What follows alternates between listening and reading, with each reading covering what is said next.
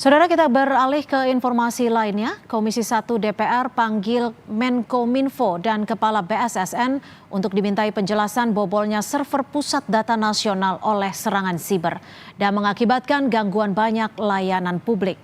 Komisi 1 meminta Kemenkominfo dan BSSN bertanggung jawab atas serangan siber ke server pusat data nasional yang sempat melumpuhkan sejumlah layanan publik. Dijadwalkan Kamis sore, Komisi 1 meminta Menkominfo dan Kepala BSSN memberi penjelasan utuh mengenai langkah pemulihan dan mitigasi serangan siber. Besok kita lihat, kita dudukin semuanya, ini benang merahnya di mana, tapi dari DPR menyarankan harus tanggung jawab sama-sama. Jadi nggak boleh saling tuduh ya. Kalau namanya Hingga hari Selasa, serangan cyber ke pusat data nasional, sementara Kemenkominfo masih berdampak ke layanan kantor imigrasi kelas 1 Semarang. Imbasnya, warga tidak bisa mendapatkan paspor sementara waktu karena kantor imigrasi tidak bisa mencetak paspor. Paspor di kantor imigrasi Semarang terganggu. Kalau untuk pengambilan, jujur proses yang 4 hari itu juga bisa kami jadikan.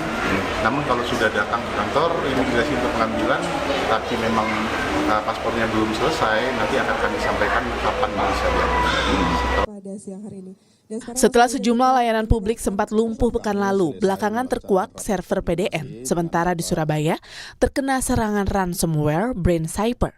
Akibatnya 210 layanan instansi maupun daerah mengalami gangguan. Serangan siber dalam bentuk ransomware dengan nama Brain Cyber Ransomware. Ransomware ini adalah pengembangan terbaru dari ransomware Lockbit 3.0. Kondisinya barang bukti, evidence-nya itu terenkripsi. Karena serangannya kan mengenkripsi data antara lain. Jadi ini juga menjadi pekerjaan kita untuk kita pecahkan. Terkuak pula dari serangan cyber ini ada permintaan uang tebusan $8 juta untuk membuka kembali data yang sudah dienkripsi pengirim ransomware. Pak, tunggu aja. Yang bertanggung jawab siapa jadinya, Pak? Ya nanti kan lagi diurus sama tim terkait. Ya. Tapi ini emang selama itu Pak ya sistemnya Pak bisa kumpul. Enggak juga emang Pemerintah akan bayar. Lalu bagaimana Pak? Enggak akan. Tidak akan. Lalu bagaimana memulihkan? Dia tunggu aja. Ini kan lagi di ini. Yang penting pusat layanan untuk publik udah bisa kita atasin. Ya? Tapi apakah ada data masyarakat Pak yang tersebar nantinya? Enggak. Apakah ada jamin Pak? Kita harus jaga. Tapi ya? bagaimana populasinya Pak biar Pakar keamanan cyber Alphonse Tanuwijaya menilai serangan cyber ke server PDN sementara terjadi karena penyerang mengeksploitasi celah keamanan yang belum sempat ditambal. Saya rasa kemungkinan terjadi ada celah keamanan yang belum sempat ditambal, yang baru ya, zero day vulnerability, lalu penyerangnya mengirimkan skrip dan skripnya jalan langsung mengencrypt semua virtual mesin yang ada di PDN sehingga mengakibatkan chaos seperti ini. Dan belajar dari pengalaman ini, mungkin setiap lembaga dan institusi yang memanfaatkan PDN disarankan memiliki backup sendiri. Bersamaan dengan kabar serangan cyber ke server PDN, muncul pula dugaan kebocoran data milik Badan Intelijen Strategis, BAIS TNI, dan Inafis Polri. Dugaan kebocoran data diungkap akun X @falconfetzio yang menyebut peretasnya bernama samaran Moons Hexer. Peretas disebut meminta tebusan hingga $7.000 Amerika Serikat. Tim Liputan Kompas TV. Menyusul bobolnya server pusat data nasional oleh serangan siber, Komisi 1 DPR berencana memanggil Menteri Kominfo Budi Aristiadi dan Kepala BSSN Hinsa Sibuarian. Mengapa pusat data nasional mudah dibobol oleh pengirim ransomware? Bagaimana memulihkan sekaligus memitigasi agar layanan publik yang dinaungi server PDN aman dari serangan siber? Sudah ada pakar keamanan siber Alphonse Tanuwijaya. Terima kasih Pak Alphonse sudah bergabung bersama kami di Kompas Petang. Selamat sore Cynthia. Ya Pak Alphonse, ini sebenarnya celah keamanan yang dieksploitasi penyerang ini di bagian mana sehingga pemulihannya pun terkesan sulit karena sudah memakan waktu beberapa hari ini? Kemungkinan besar ini sehubungan dengan celah keamanan pada aplikasi virtualisasi ya, mungkin VMware Jadi ada tanggal 17 ada celah keamanan baru, lalu kita lihat tanggal 20 langsung terenkripsi, kemungkinan itu salah satu kemungkinannya. Dan kalau menurut perkiraan kami jika itu yang terjadi, maka peretasnya tidak sempat untuk mengcopy data. Jadi kekhawatiran untuk data yang bocor itu rasanya tidak perlu terlalu dikhawatirkan jika itu yang terjadi ya. Lalu andaikan pun dia berhasil mengunduh filenya itu, di situ kan ada VM virtualisasi mestinya ribuan. Itu satu komputer aja 1 tera lebih untuk mengunduh 6 ribuan itu kamu butuh berbulan-bulan dengan kecepatan internet kali ini. Jadi dari probabilitasnya kecil, andaikan pun berhasil diunduh pun itu kalau pindah server tuh dia nggak akan bisa buka karena yang image dari VMware itu harus di server yang bersangkutan. Kalau dia pindah ke komputer lain diinstal lagi VMware, dia akan minta identifikasi, kalau berbeda nggak akan bisa dibuka. Itu sistem pengamanan dari VMware. Jadi saya tidak terlalu melihat bahwa ada ancaman dari sisi data yang bocor, tetapi ancamannya adalah dari operasional yang terganggu.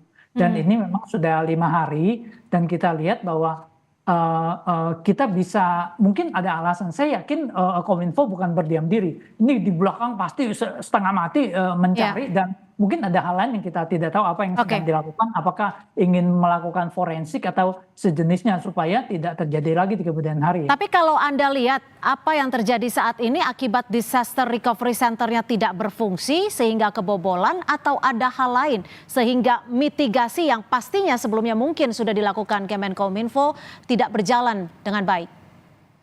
Saya cukup yakin bahwa ada disaster recovery dan business continuity, tetapi karena ini celah keamanan baru dan ketika mereka inject masuk, mereka menggunakan script berhasil masuk ke salah satu server untuk mengelola semua VM itu, script itu tinggal encrypt semua VM, lompat, dia akan encrypt dalam waktu yang sangat singkat. Dan celakanya kemungkinan besar backupnya itu ada di segmen yang sama atau di lokasi yang sama sehingga ikut reenkripsi. Itu kemungkinan pertama. Kemungkinan kedua, ini layanan tidak bisa berjalan. Kenapa? Karena ada komposisi aplikasi yang kritis dari dalam hal ini imigrasi yang mungkin berhasil dienkripsi, dan untuk mengembalikan itu luar biasa susah. Kalau sudah dienkripsi dengan gembok yang dibuat oleh pembuat ransomware, kuncinya hanya kunci yang dimiliki pembuat ransomware. Jadi itu yang menyebabkan tidak bisa. Jadi dari sini kita bisa belajar bahwa imigrasi 2 hari agak tertatih, walaupun hari ini juga untuk pembuatan paspornya tertatih, di sana kelihatan bahwa database-nya memang agak terganggu, tetapi untuk layanan lainnya mereka bisa cepat. Jadi hari ketiga, hari keempat sudah agak normal. Nah, saya cukup apresiasi dalam arti bagaimana, jadi katakan kita buka restoran, nasinya tahu-tahu habis, terlalu banyak tamu.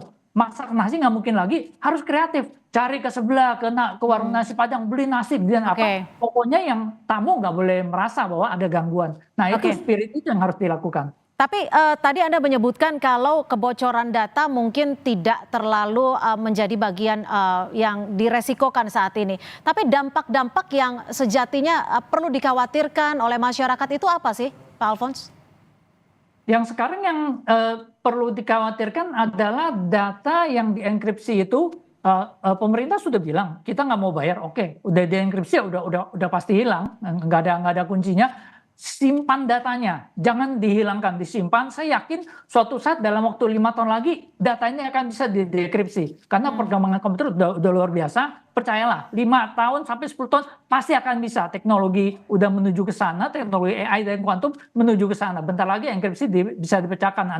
Anda perlu sadari itu, disimpan datanya. Nah, masalah yang akan dihadapi masyarakat adalah jeda waktu antara data ini dienkripsi dengan data lama itu pasti ada yang hilang. Jadi waktu pindah ke PDN, kan semua instansi itu punya data di lokal kan, lalu pindahkan ke PDN. Tapi data lokalnya itu katakan bisa 2 bulan yang lalu pindah gitu. Datanya masih 2 bulan yang lalu, sekarang pindah ke PDN lalu dienkrip. Nah jadi artinya sebenarnya data yang 2 bulan yang lalu dan sebelumnya masih ada. Tetapi data itu sampai hari ini yang hilang. Nah kira-kira itu resikonya. Oke, baik. Terima kasih Pak Alphonse Tanujaya, pakar keamanan siber, sudah memberikan perspektifnya di Kompas Petang hari ini. Selamat sore. Selamat sore.